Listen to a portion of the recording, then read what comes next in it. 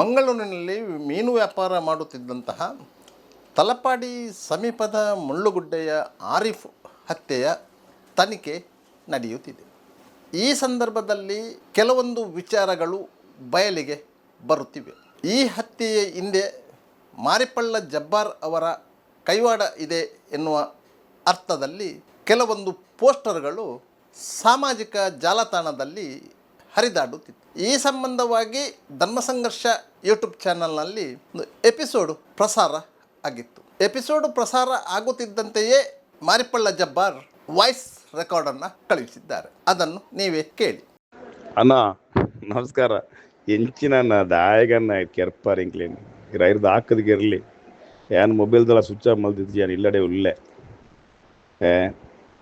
ಎಂಡೊಂಜಿ ಪಾತ್ರ ಈ ಡಿಪಾರ್ಟ್ಮೆಂಟಲ್ಲ ಕೇಳಣ್ಣ ಎನ್ನ ಜೋಕ್ಲು ಬರೋ ಮಲ್ಲಾತಿರನ್ನ ಎಂಗನ ಜೋಕ್ಲೆ ಸ್ಕೂಲ್ ಬಾರಿ ಜನ್ಲ ಕಾತನು ಎನ್ನ ಇಷ್ಟು ಬರ್ತದೆ ದಾದಾಲ್ ಒಂಜಿ 1% ದಾದಾಲ್ ಇತ್ತಂದ ಪಾಡ್ಲಿ ದಯಗನ್ನ ಪೊಕ್ಕಡೆ ಎಂಕ್ಲೆ ನಾಯಿದಲಾಗ ಬದುಕೊಂದುಲ್ಲ ಕೇಳಲೆ ಎರಡಲ್ಲ ನಾಯಿದಲಾಗ ಬದುಕೊಂದುಲ್ಲ ಆಂಡಲ್ಲ ಎಂಕ್ಲೇನ್ ಬಿಟ್ಟು ಜರತನ್ನ ದಾಯಗೊಂದು ಬನ್ನಿ ಬೇಜಾರಾಪು ನನ್ನ ಮತ್ತೆ ಎಂಗಳು ಮಲ್ತಿನಿಂದ ಎಂಗಳು ಬಿಡುತ್ತೇರ ಈ ಕಮಿಸ್ಟರ್ ಬಿಡುವೇರ ಏರಲ್ಲ ಬಚ್ಚವ ಆವೇರ ಇರ್ಪಡ್ಲಿ ಬಚ್ಚವ ಜರ ತುಂಬೆ ಎಂಕ್ಲೆ ನೆಂಚ ಬುರ ಈ ನಾದಾದ ಎಂಚಿನ ಮಲ್ಕೊಂಡು ಬನ್ನಿ ಸರಿಯಾ ಅಲ್ಲೇ ಮೊಬೈಲ್ ಸ್ವಿಚ್ ಆಫ್ ಮಲ್ದಿತ್ತೆ ಬಂದರು ಸೋಷಿಯಲ್ ಮೀಡಿಯಾ ಬೈದ್ರೆ ಬಂದ್ರೆ ಹೆಂಗೆ ಬೇಜಾರಿ ದಾಯಗನ್ನ ಹೆಂಗೆ ದಾದ ಮಲ್ತದೇ ಇರಗಿಲ್ಲ.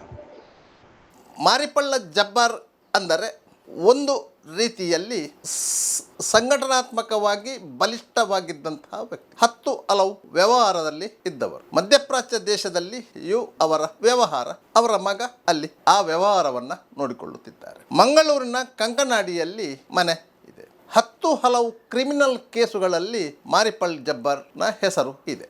ಬಂಟ್ವಾಳ ಗ್ರಾಮಾಂತರ ಪೊಲೀಸ್ ಠಾಣೆಯಲ್ಲಿ ಮತ್ತು ಕಂಕನಾಡಿ ಗ್ರಾಮಾಂತರ ಪೊಲೀಸ್ ಠಾಣೆಯಲ್ಲಿ ಜಬ್ಬಾರ್ ಅವರ ಮೇಲೆ ಕೇಸುಗಳಿದೆ. ರೌಡಿ ಶೀಟ್ ಸಹ ಇದೆ. ಕಳೆದ 14 ವರ್ಷಗಳಿಂದ ಮಾರಿಪಳ್ಳ ಜಬ್ಬಾರ್ ಕ್ರಿಮಿನಲ್ ಆಕ್ಟಿವಿಟೀಸ್ಗಳಿಂದ ದೂರ ಆಗಿತ್ತು. ತನ್ನದೇ ಆದ ಸ್ನೇಹಿತರ ಬಳಗವನ್ನು ಕಟ್ಟಿಕೊಂಡು ಸಾಮಾಜಿಕ ಕಾರ್ಯವನ್ನು ಸಹ ಮಾಡುತ್ತಿದ್ದರು. ರಿಯಲ್ ಎಸ್ಟೇಟ್ ಮತ್ತಿತರ ವ್ಯವಹಾರಗಳಲ್ಲಿ ತೊಡಗಿಸಿಕೊಂಡಿದ್ದರು. 10 ಹಲವು ಸಮಸ್ಯೆಗಳನ್ನು ರಾಜಿ ಪಂಚಾಯತಿಗೆ ಮೂಲಕ ಬಗೆಹರಿಸಿದ್ದರು. ಈ ಮಧ್ಯೆ ಮಾರಿಪಳ್ಳ ಜಬ್ಬಾರ್ ಅವರ ಮೇಲೆ 2-3 ಬಾರಿ ಕೊಲೆಯತ್ನ ಪ್ರಕರಣಗಳು ನಡೆದಿತ್ತು. ಮಾರಿಪಳ್ಳ ಜಬ್ಬಾರ್ ಅವರ ಕೈಗೆ ಏಟಾಗಿತ್ತು. ಅದೃಷ್ಟವಶಾತ್ ಅವರು ಬದುಕಿ ಉಳಿದಿದ್ದು. ಅದಕ್ಕೆ ಪ್ರತಿಯಾಗಿ ಮಾರಿಪಳ್ಳ ಜಬ್ಬಾರ್ ಸೇಡು ತೀರಿಸಿಕೊಂಡರು ಎನ್ನುವಂತಹ ಮಾತುಗಳು ಇತ್ತು. ಆದರೆ ಮಕ್ಕಳು ಬೆಳೆದಿದ್ದಾರೆ, ಸಮಾಜದಲ್ಲಿ ಒಂದು ಗಣ್ಯ ಸ್ಥಾನ ಸಿಕ್ಕಿದೆ, ಇದನ್ನು ಕಾಪಾಡಿಕೊಳ್ಳಬೇಕು ಅಂತ ಹೇಳಿ ಅವರು ಸಂಯಮವನ್ನು ಪ್ರದರ್ಶನ ಮಾಡಿ ಪ್ರಸ್ತುತ ಉಡುಪಿಯಲ್ಲಿ DYSP ಆಗಿರುವ KU ಬೆಳ್ಳಿಯಪ್ಪನವರು ಮಾರಿಪಳ್ಳ ಜಬ್ಬಾರ್ ಅವರ ಮನ ಪರಿವರ್ತನೆಗೆ ಬಹಳಷ್ಟು ಪ್ರಯತ್ನ ಪಟ್ಟು ಯಶಸ್ವಿಯಾಗಿದ್ದರು. ಅವರ ಮಾತಿಗೆ ಕಟ್ಟು ಬಿದ್ದು ಮಾರಿಪಳ್ಳ ಜಬ್ಬಾರ್ ಕತ್ತಿ ಹಿಡಿಯುವುದನ್ನು ತೊರೆದರು ಎಂದು ಹೇಳುವವರು ಇದ್ದಾರೆ. ಅಂತಹ ಜಬ್ಬಾರ್ ಅವರ ಹೆಸರು ಆರಿಫ್ ಅವರ ಕೊಲೆ ಪ್ರಕರಣದಲ್ಲಿ ಕೇಳಿ ಬಂತು.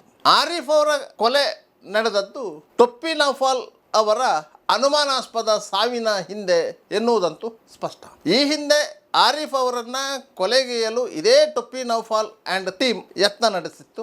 ಅದು 2022ರಲ್ಲಿ. ಆ ಪ್ರಕರಣ ಸದ್ಯಕ್ಕೆ ನ್ಯಾಯಾಲಯದಲ್ಲಿ ಟ್ರಯಲಿಗೆ ಬರುವ ಸಾಧ್ಯತೆಗಳು ಇವೆ. ಇಂತಹ ಸಂದರ್ಭದಲ್ಲಿ ನೇರ ಪರಿಚಯ ಇರುವಂತಹ ಆರಿಫ್ ನ್ಯಾಯಾಲಯದಲ್ಲಿ ಆರೋಪಿಗಳ ಗುರುತನ್ನು ಪತ್ತೆ ಹಚ್ಚಿದರೆ ಆರೋಪಿಗಳಿಗೆ ಕಠಿಣ ಶಿಕ್ಷೆಯಾಗುವ ಸಾಧ್ಯತೆಗಳು ಇತ್ತು ಎನ್ನುವುದು ಸತ್ಯ.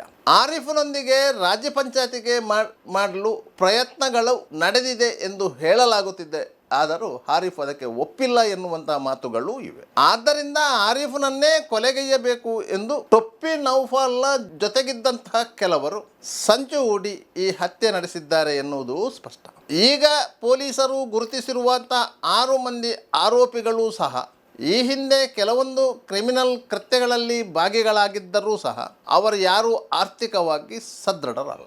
ಕೃತ್ಯ ನಡೆಸಿದ ನಂತರ ಅವರಿಗೆ ಪರಾರಿಯಾಗಲು, ಪೊಲೀಸರಿಂದ ತಲೆಮರೆಸಿಕೊಳ್ಳಲು, ಆ ಸಂದರ್ಭದಲ್ಲಿ ವಹಿಸಲಾಗುವಂತಹ ಖರ್ಚು ವೆಚ್ಚಗಳನ್ನು ಬೇರೆ ಯಾರಾದರೂ ನೋಡಿಕೊಂಡಿರಬೇಕು ಎನ್ನುವಂತಹ ಸಂಶಯ ಇದೆ. ತನಿಖೆ ನಡೆಸುತ್ತಿರುವಂತಹ ಸಿಸಿಬಿ ಪೊಲೀಸರು ಆರೋಪಿಗಳ ಬುಡಕ್ಕೆ ಕೈ ಹಾಕಿದ್ದಾರೆ. ಅವರಿಗೆ ಯಾರೂ ಸಹ ಸಹಾಯ ಮಾಡದಂತೆ ಸೂಚನೆ ನೀಡಿದ್ದಾರೆ. ಇದರ ಪರಿಣಾಮವಾಗಿ ಆರೋಪಿಗಳು ದಿಕ್ಕು ತಪ್ಪಿದವರಂತೆ ಅಲೆದಾಡುತ್ತಿದ್ದಾರೆ. ಆದ್ದರಿಂದಲೇ ಪೊಲೀಸರ ಕೈಗೆ ಸಿಗ್ತಾ ಇಲ್ಲ.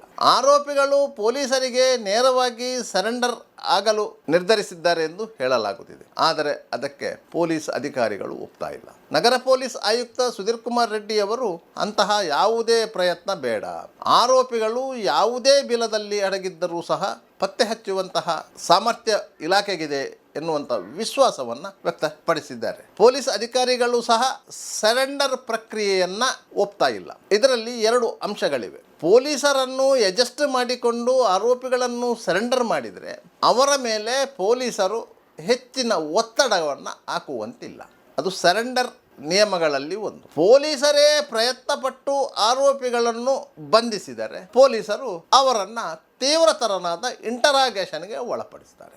ಹತ್ಯೆಯ ಹಿಂದಿನ 4 ದಿನಗಳಲ್ಲಿ ಏನೇನಾಯಿತು, ಹತ್ಯೆಯ ನಂತರ ಪೊಲೀಸರ ಕೈಗೆ ಸಿಕ್ಕಿ ಬೀಳುವವರೆಗೆ ಏನೇನಾಯಿತು, ಯಾರ್ಯಾರು ಸಂಪರ್ಕಕ್ಕೆ ಬಂದರು, ಯಾರ್ಯಾರು ಸಹಕಾರ ನೀಡಿದರು, ಯಾವ ಯಾವ ರೀತಿಯಲ್ಲಿ ಸಹಕಾರ ನೀಡಿದರು ಎನ್ನುವುದನ್ನು ಆರೋಪಿಗಳಿಂದಲೇ ತಿಳಿದುಕೊಳ್ಳುವ ಪ್ರಯತ್ನವನ್ನು ಪೊಲೀಸರು ಮಾಡ್ತಾರೆ.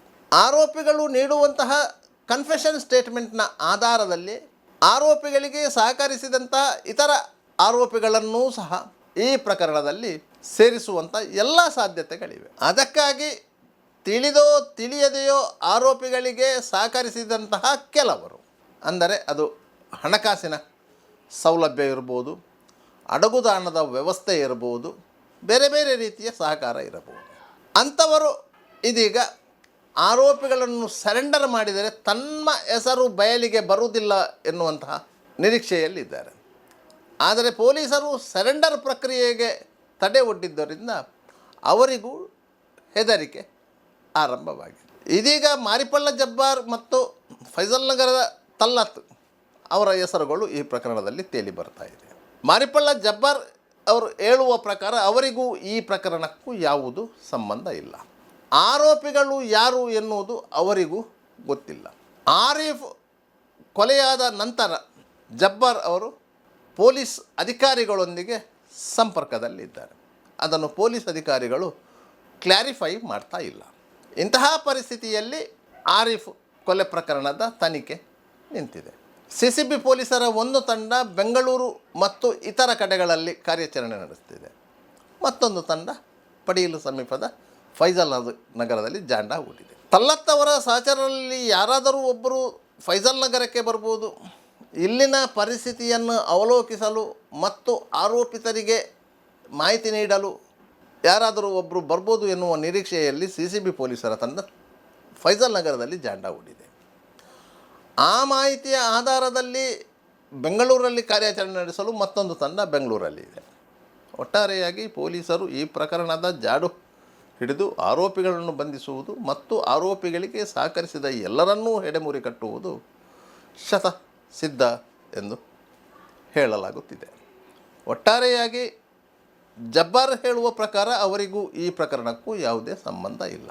ಆದರೆ ಅದನ್ನು ಕ್ಲಾರಿಫೈ ಮಾಡಬೇಕಾದವರು ಮಾತ್ರ ತನಿಖೆ ನಡೆಸುತ್ತಿರುವಂಥ ಪೊಲೀಸರು. ತಲ್ಲತ್ನ ಪಾತ್ರ ಈ ಕೊಲೆ ಪ್ರಕರಣದಲ್ಲಿ ಎಷ್ಟು ಮತ್ತು ಏನು ಎನ್ನುವುದು ಸಹ ಸ್ಪಷ್ಟಪಡಿಸಬೇಕಾದದ್ದು ಪೊಲೀಸರೇ. ಯಾಕಂದರೆ ತನಿಖೆ ನಡೆಸುತ್ತಿರುವವರು ಅವರು. ಆರೋಪಿಗಳು ಯಾವ ಯಾವ ಸಂದರ್ಭದಲ್ಲಿ ಏನೇನು ಹೇಳುತ್ತಾರೆ ಎನ್ನುವುದು ಈ ಪ್ರಕರಣದ ತನಿಖೆಯಲ್ಲಿ ಮುಖ್ಯ ಆಗುತ್ತದೆ. ಆದ್ದರಿಂದಾಗಿ ಆರೀಫ್ ಹತ್ಯೆಗೆ ನ್ಯಾಯ ಸಿಗಬೇಕು ಅಂತಾದರೆ ಇಡೀ ಪ್ರಕರಣದ ಕೂಲಂಕಷ ತನಿಖೆ ಆಗಬೇಕು. ಎಲ್ಲ ಆರೋಪಿಗಳು ಕಂಬಿಯಿಂದಕ್ಕೆ ಹೋಗಲೇಬೇಕು.